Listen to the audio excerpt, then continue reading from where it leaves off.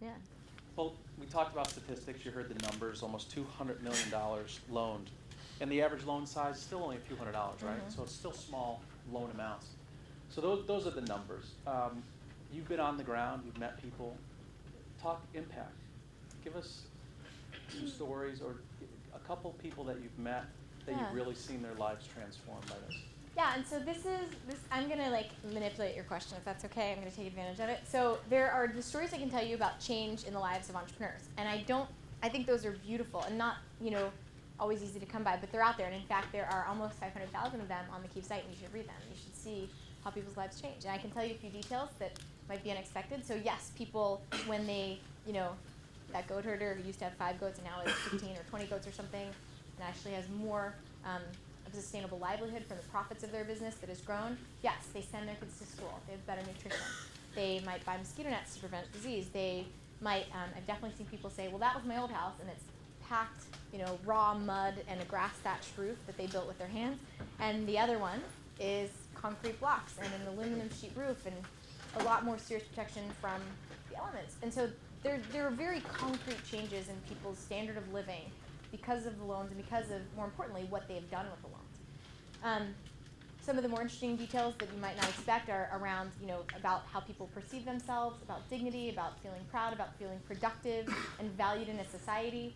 Women who have never owned a thing, everything's been their husbands or their fathers or some other man's in their lives or their communities, and for the first time ever, they own a business. They own, these assets that are hugely valuable to their family, and they're seen as much more than, and doing this in quotes, just, somebody to bear children and take care of the home. So it's obviously very important work too, and many women carry the brunt, not the brunt of that, but the vast majority of that load. So, but they were able to see themselves as having the option to do more than that, and have the right and the resources.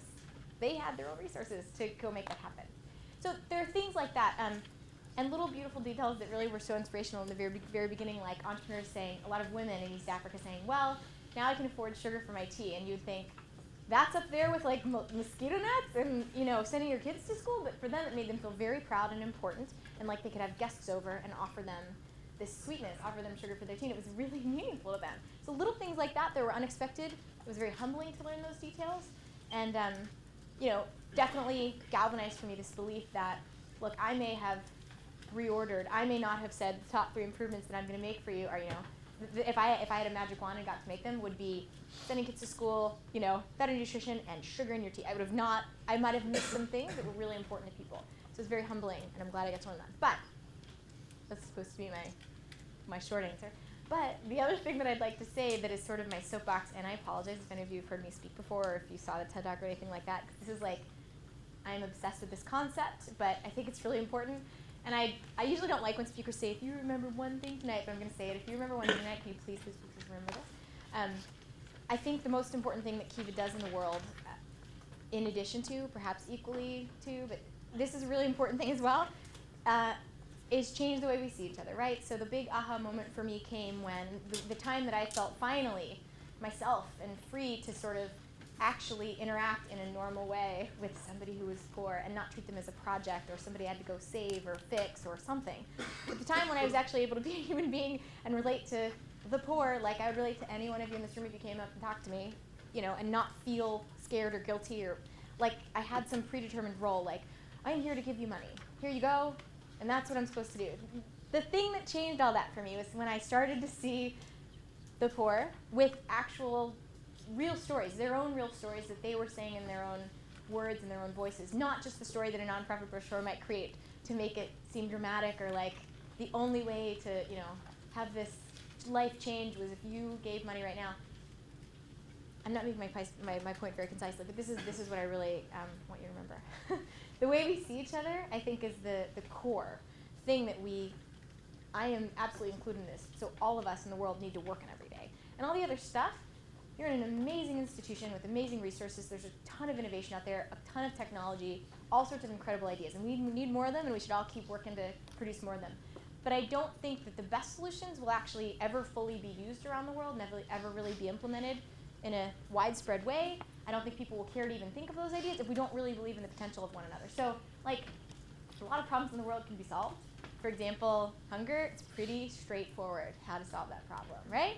And there's actually, technically speaking, many experts would say, we can debate about this if we'd like, but enough food to go around. So like, what's going on? I think it's the idea that somehow we collectively don't really think it's like worth stopping everything else we're doing and figuring this out and solving it.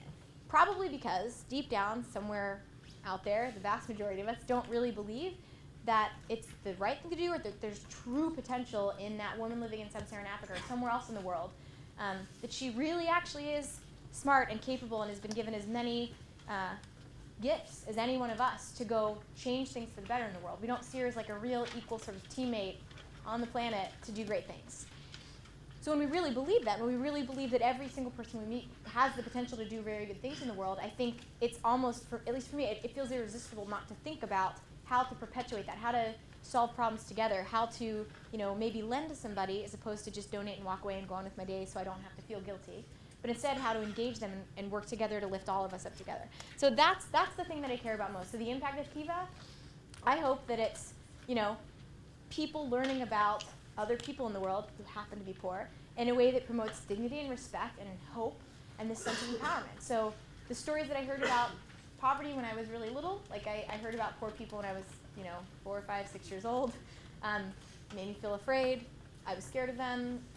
I was told about them in ways that made me think they were necessarily incapable, right, of really doing good things in their life, and I had to go help them.